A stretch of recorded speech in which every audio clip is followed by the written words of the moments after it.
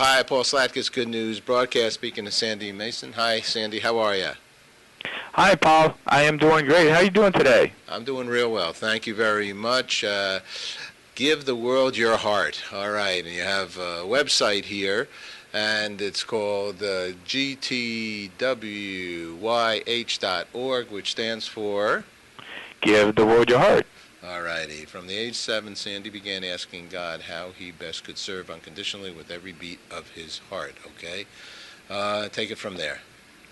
Okay, well, this counting heartbeats, and I actually recognized at a very young age of 7 that, you know how most kids, when they're young and right before they go to sleep, they kind of replay in their mind how the good news of the day, the positive activities, so much that it's hard to get to sleep. And the adage there, the nursery rhyme, count sheep. Well, I recognize that something happened with the heartbeats, and that I would actually count heartbeats, and at a very young age, sense some kind of euphoria or energy or something positive in doing that. So as years rolled along, I had a near-death experience when I was a teenager, and it kind of reinforced, I had actually had botulism and declared dead for a little bit. But the good news was I had a near-death experience, and God said, go back, it's not your time. And kind of as the journey went along, I kept getting these reminders of things about the heartbeat and positive nature, and then fast-forwarding about the heartbeats and positive nature. I'm a technologist, and I've done some work in the intelligence and Department of Defense. And right after 9/11, I was called into a think tank. If you can imagine, right after 9/11, how the world was on edge, and I was called in to think tank worst case scenarios. So if you can imagine, think tanking worst case scenarios of what could go on from biochemical, nuclear, and getting these payloads, and more specific to cyber terrorism, the computers and what could be done. So, from there, I recognize that, yes, I do have skill sets in this area, and it's important with technology protect, but the tipping point, this is really where I had my epiphany that said, you know what, there's a tipping point here. There's so much negativism going on that there's going to be a point of there needs to be something positive out there. What's counteracting what they call the negative force multiplier with positive? And from there, I really started developing the importance of counting heartbeats, and it started to take off from there. Well, what do you mean you started counting heartbeats? So you go around with a stethoscope? It's interesting. Well, Paul, everybody has heartbeats. That's what we all have in common. And basically, what we do is by counting heartbeats, you identify what's positive. There's so much negativism out there, and people have difficulty. So just by inventorying what's positive and counting heartbeats, so positive could be meditating, praying, exercising, even extrapolated it to a little bit more activities, drinking clean water, eating nutritiously, serving, and volunteering. So it became more organized in the fashion that we actually worked, we have some physicians on our board of directors and alternative and complementary medicine. So establishing a new heart health care measurement, you have resting heartbeats, other types of measurements. So what we mean by counting heartbeats is when you're in a positive zone. Now, right now, it's self-reported, but as technology goes along, it'll be more automated.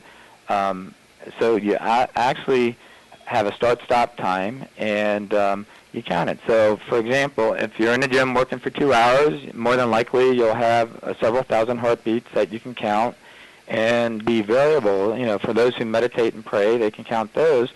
So that's what we mean by counting heartbeats. When you feel like you're emotionally in a positive state of activity, you count your heartbeats while you do it.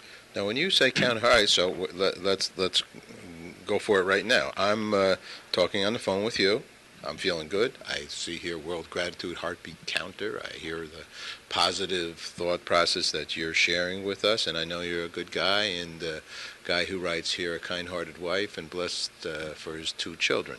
So obviously you're a happy guy, and that's good, and that's what we like to associate with. What we are is what we are for each other. So right now I'm talking with you, feeling comfortable. Are you saying in my mind, I'm just trying to get the real technical reality here. In my mind, I mean, we're talking so I can't actually do it, but if I would now take 5 seconds to, we had silence, or everybody out there take 5 seconds of silence, what would they do in those 5 seconds? Well, on the main website, there's a drop-down, so it enters your heartbeat. So if you had a spontaneous moment and you felt like, okay, we've been talking a certain amount of time, and I've estimated my heartbeats to be 500 heartbeats, and I spontaneously would like to send that to the world. First of all, identify and recognize what's good in me, and then what you would do is go to the drop-down heartbeat counter, and let's just say you pick 500, and then added heartbeats, then you just collected 500 heartbeats you recognize within yourself, and then you're giving to the world those 500 heartbeats to make it a better place. So it's the act of identifying and inventorying, well, I just had a great moment, and I recognize what it is, and oh, by the way, for that moment, if I choose to do it, I want to share that with the world and make it a better place. And that counter just went up by 500 incrementally, and that's how you can do that. The other way you can do it is much like the 10,000 steps, for walking, and the pedometer, where it's variable, where throughout the day, and this is to keep it simple, self-reporting. We don't want people to go out and research stuff. We want them almost like Nike, just do it. So it becomes a habit. So if you realize in your life that while you're working and you're having these moments with your audience, at the end of the day you go, well, gosh, I did this for 2 to 3 hours. My heartbeat was 80, 100. And I had a few thousand heartbeats, then send that off to the world. And then it could be, when you're out with your grandchildren or, whatever activities, you would just on a daily basis, keep track in the most simple form you could, self-report, and then send it off. I just spent 4 days with my grandchildren. I think that quadruples every heartbeat. I love it. Well, it does. It does in the sense that kids can participate too. And there's a lot more we can get into that, but that quadruples it in the sense that you probably had a lot of joy in that, massive, and that you probably chased them around. So your heartbeat might have been up about 140, 150. I could never have been any happier. So I'm on your select the preset heartbeat. So then I'm gonna throw in at this much 500 heartbeats. There's no doubt I have 500 heartbeats of joy right now, okay, inside of me, and of real sensitivity here. I'm going to click on 500 heartbeats, and then I'm going to go add heartbeats. I'm working right off your site, yes. Okay? Yes. Add heartbeats. So now my 500 joined this 27,521,000 heartbeats, right? Yes. So I'm counted. So the thing in here is, first of all, when did you start this? I started this 2 years ago. Okay. And it's a beautiful concept because it's active, and one is the activity of the counting of your own heartbeat, so that puts some mindset to your being and your stance on planet Earth, right? And Absolutely. then 2, then in a way, you're sharing it because you're going somewhere. You're actually taking a moment to include it into this World Gratitude Heartbeat Counter. And there's joy in that. So I love it. I think this is great.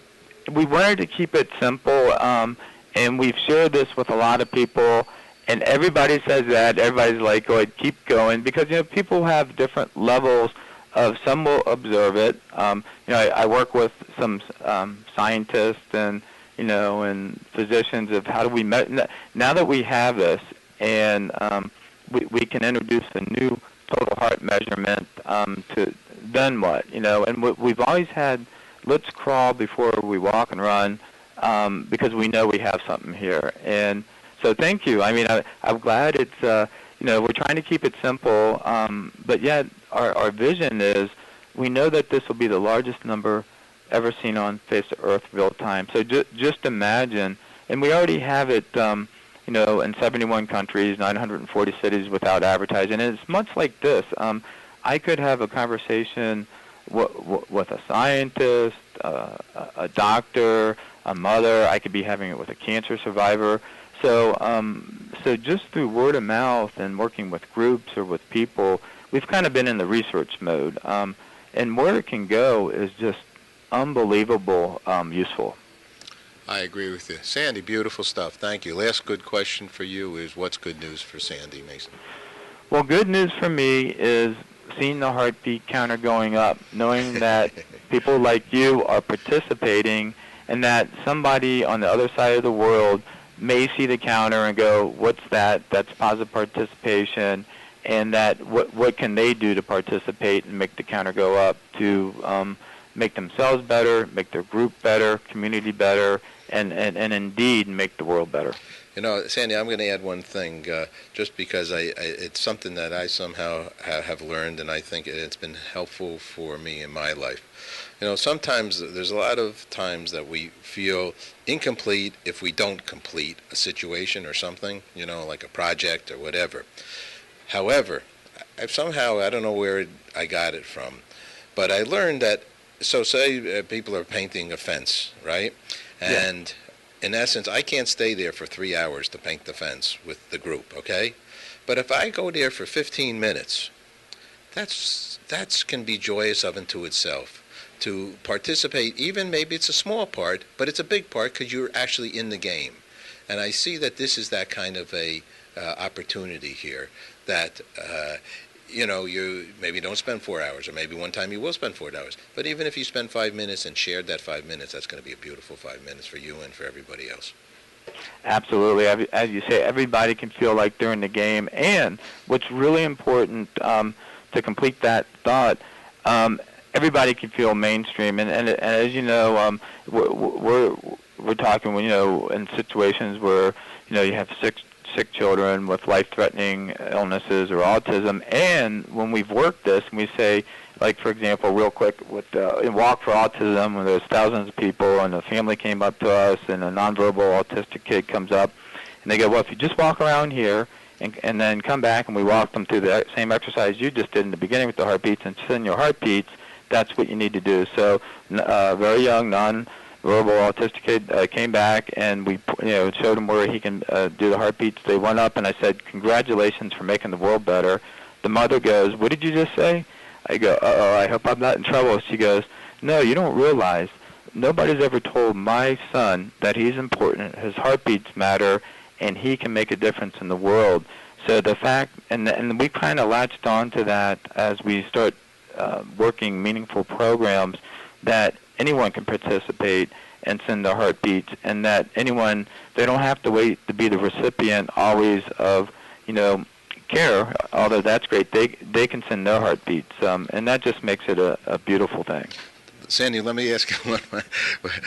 We could probably talk for hours, and let's figure we're going to make this part one of an introduction, and we'll speak again. But this is a little technical heartbeat counter concept here. The way you count your heartbeat, I mean, two things I know, and tell me if this is a way to do it. One way is you check your pulse on your hand, and you put a couple fingers there, and you feel that. The other one is you put it, I think, near your neck. Yeah. So, what do you suggest? Well, we build custom counters for families, and on there, Dr. Larry Brenner talks about that. So he actually suggests the best way is to do it on your neck, because that's one hand. And a lot of times when you're doing activities, and if you're using two hands like on your wrist, it could be a little dangerous. So we actually have a video where he explains that, if you use one hand, like you're riding a bike, and that's the best way to do it and estimate it. And then obviously, you would just take 10 seconds and count it, and then multiply it to get your total heartbeats. So I think to answer the question would definitely be with the neck. And where we see technology going is eventually there will be sensors that will be on like a Dick Tracy wristwatch already there that will be able to look at your vital signs and then work with your PDAs. So you'll be able to inventory, like on your iPhones and PDAs out there, what you've trained yourself that you know gets you in a good state of mind. Then these sensors, about 8 hours before a major episode like heart attack, stroke, IBS, neurological, you actually get some sensor warnings. So you'll be able to, in many cases, be able to use technology we'll be able to code that and put it into the technical devices. But in the interim, the way you just described it, it would be taking your pulse from the neck would be the best way. Okay. Good stuff here, Sandy. Thank you very much for sharing a lot of good news with us. You're welcome, Paul. Take care. Take care now. Bye-bye. Bye-bye.